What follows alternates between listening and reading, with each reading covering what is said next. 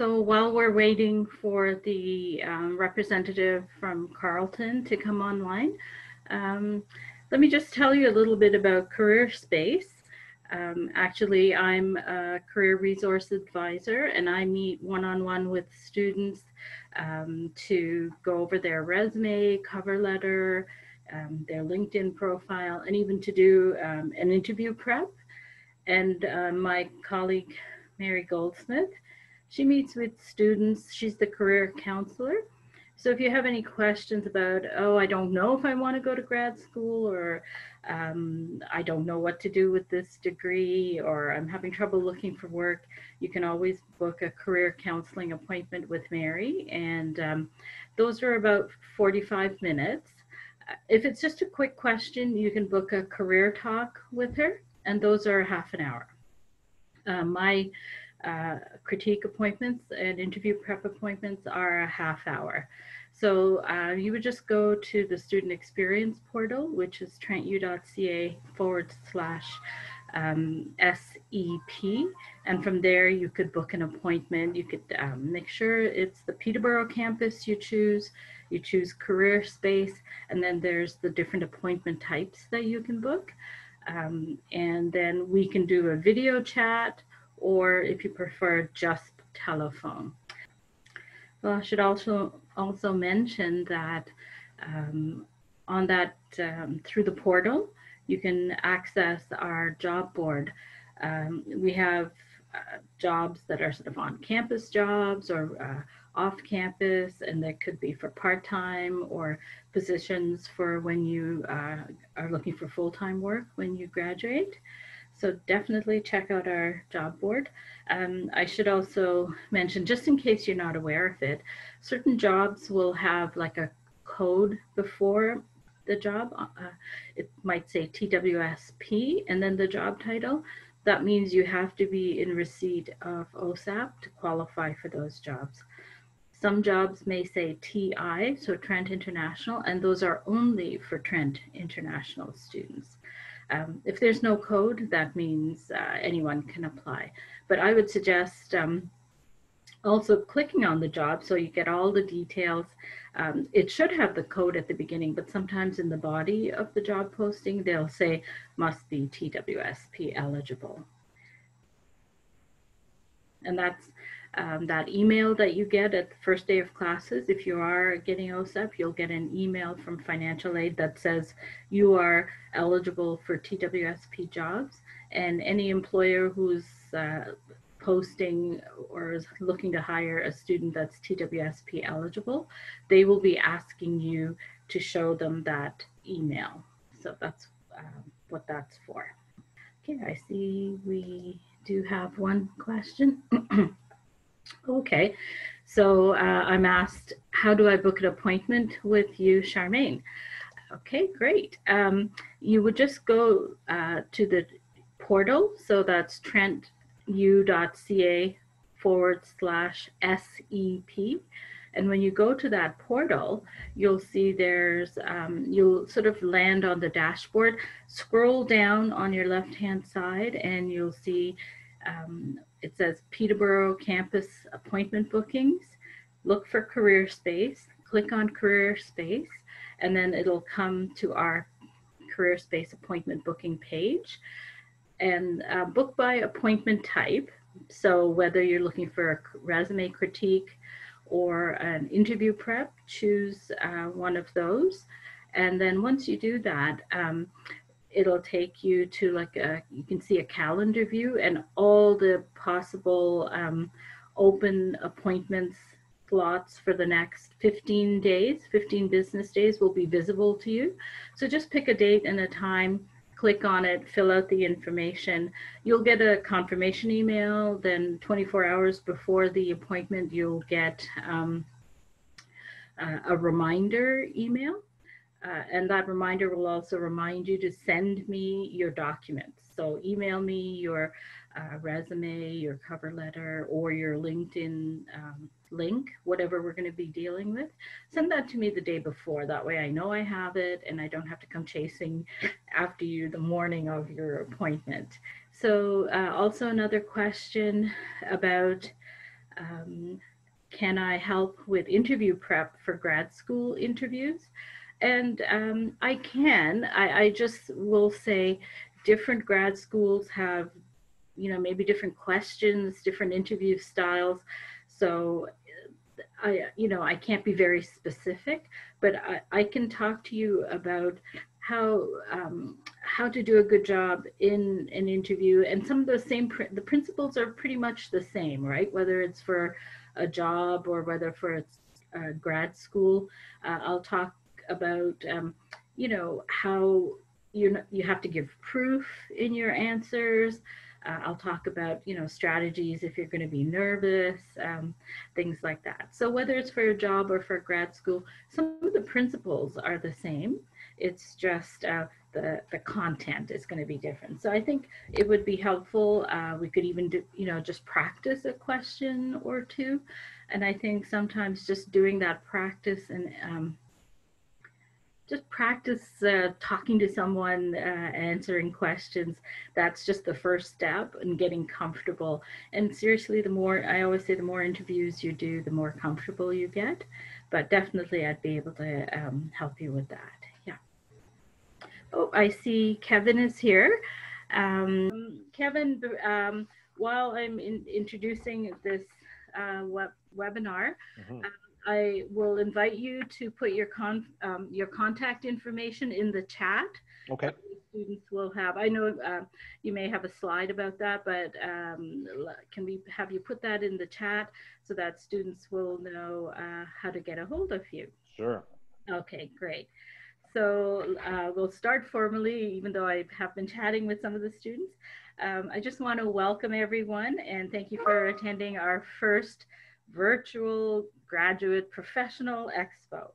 My name is Charmaine Roderick. I'm the Career Resource Advisor at Careerspace, and I am so pleased that you're all here. I also want to welcome Kevin from Carleton University, and Kevin's going to do a presentation, and then we'll have about, a few minutes after his presentation for questions. So any questions you have, put it in the Q&A feature. And then after Kevin's presentation, I will ask Kevin those questions. So without further ado, I will let Kevin take the floor. Great, thank you so much. I just wanted to check on timing. How much time do we have? I know I was late, so I have limited time. Yeah, so we have a hard stop at 9:25 because then we have another session and we can't run into that because it just won't allow us to. Okay. So, perfect. Well, I'll probably just give a quick introduction and maybe leave a bit more time for chat for folks. I find that the questions seem to be more useful sometimes than what I have to say. So, no, that's perfect. Yeah. So let me just. So I'll say thanks for joining me again. Apologies for being late. And I have visited Trent a number of times, and I'm sad that I can't be there this year. And I'm sure we're all sad we can't be on campus this year. But so Carleton Grad School, if you've started to look into it, we have over 100 grad programs, so master's and PhD programs in 5 different faculties. So I'll just name the faculties to give you a sense of what we offer. So we have the Faculty of Engineering and Design, Faculty of Arts and Social Sciences, the Faculty of Science, and the Faculty of Public Affairs, and then our Sprott School of Business, which is our business school. So over 100 different programs in all of those. Some highlights of those faculties are that we offer really interdisciplinary programs, and I think Trent does a good job of that too. So I think it's a really good fit. I find that students from Trent find a really nice home at Carleton because there are some great similarities between the two places. And they're not that far apart, to be honest. So it's nice that way too. So interdisciplinary programs, so you can maybe, if you're choosing a program in biology, for example, then you could really find a research interest that spans some disciplines and finds maybe dual supervisors that could help you with making a research project that really works for you. So I think that's a real benefit.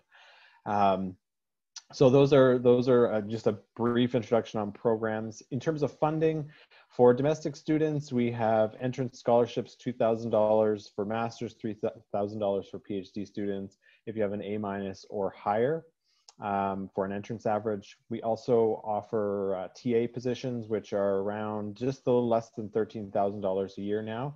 So that's for 2 terms where you would be a teaching assistant in 1 or possibly 2 classes if they do a split TA position for you. Research assistant positions are variable in their funding, so they can be offered by a faculty member, and usually anywhere from, I've seen them from $7,000 a year all the way up to $20,000 a year in some of the science and engineering areas. So if you add all those funding areas up, then there's some pretty decent funding available at Carleton for students. If you're applying to a thesis-based program, my advice is that you would seek out a research supervisor before you apply, because that's going to make your application stand out and be a bit more successful. So I would get onto department websites and look around at the faculty, what they're researching, and then make some contacts. Best idea to attach a transcript and also introduce yourself, your career and research interests, things like that. So that's just a bit of a tip there. In terms of application, our deadlines are really all over the place, depending on the program. So social work is our earliest deadlines. I think it's December 1st or December 15th. I'm not sure what they did this year. Just with COVID, they might have changed it a bit. So, but it's the earliest one. And then usually they start January 15th, January 31st, February 1st, March 1st. And I think a couple of business programs are April 1st. So you do have some time. If you're not applying to social work, you still have quite a bit of time for applications, but it's a good time to get all your documents together, and then you can start your application. Just a little hint, you probably won't have a decision from us until the application deadline has passed. So if it's a February 1st deadline, for example, and you apply sometime soon, then you'll probably be waiting for a little while. But it gives you time to get all your documents in and all of that stuff. So beyond that, I won't go into too much detail in terms of services and whatnot. We have all the regular services that universities offer. We have residents on campus if you want that, and lots of off-campus spaces. Ottawa is an amazing city, nice place to be in terms of a student. And our campus, if you haven't been to Carleton's campus, it's a bit of a way from the city, very similar to Trenton in that it's not in the city itself. It's just a little bit of ways, it's a little ways out. So it's nice and quiet around the river and lake. So again, very much like Trent. You can see on my background, that's the Rideau Canal right beside the campus, and the Rideau River runs there too. So it's a beautiful place to be as a grad student. Great community, great connections with the community as well. So if you have some questions, I think we have a few minutes, so I will just leave it at that. And thanks again. Again, really big apologies for being late. And please ask me any questions now, or my contact information is there again if you want to contact me after as well. So just students, enter your question in the Q&A feature, and I will ask them of Kevin. So Kevin, while we're giving the students a chance to think about and enter their questions, I was also wondering, any tips about the application? I know it's probably, quite competitive, and so any tips about the actual application that you can give us that would be helpful? Sure. I think the place that I would give the most advice is the statement of intent. The other documents that you send in are pretty standard, transcript, things like that, that you can't really do much to make them different. But the statement of intent is your opportunity to really shine. So it's a written statement, I would say usually 1 to 2 pages in length. You don't need to go into, a big long essay. But it's in that statement of intent, I would really implore you to state your reasons for wanting to choose the program, what research interest you may have in the program, or why you're wanting the program, what you can add to the program. So that's a big one that a lot of students miss. So as a student, as a grad student, what do you think you can add to the program? You may want to include things in there like your career research interests for the future as well. So those are the things that really make that statement of intent shine. So it really should be personal to you. The ones that I see that fall down a little bit are the ones that are very generic, that basically state who they are. You know, I went to Trent, this is my name, I grew up in this city, and I'm interested in this program. Those ones aren't very good. So make it specific, make it detailed, and make it well written. This is the only piece of written work that we see from you on your application. So a well-written piece is really important. So proofread it, have someone else read it through, just to make sure it's really polished. And Kevin, I keep driving that home to students when I meet with them for their resumes. Mm-hmm. No mistakes, no spelling, no grammar errors. So Yeah. that's very important in the personal statement. And actually, that I didn't pay you to say this, but that actually I'll start my video. Yeah. That actually ties into just another announcement I want to make. Careerspace with academic skills. We are hosting a personal statement workshop. So save the Great. date. It's November 10th from 1 to 2 p.m. Students, we will be putting that on the events calendar in the student experience portal. But here's your opportunity to do exactly what Kevin has said, to learn how to hone your personal statement so that you can make that good impression as Kevin is expressing. So I'm afraid we just have time for one more question.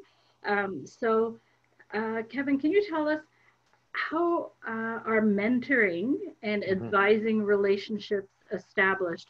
So are advisors, are you assigned an advisor?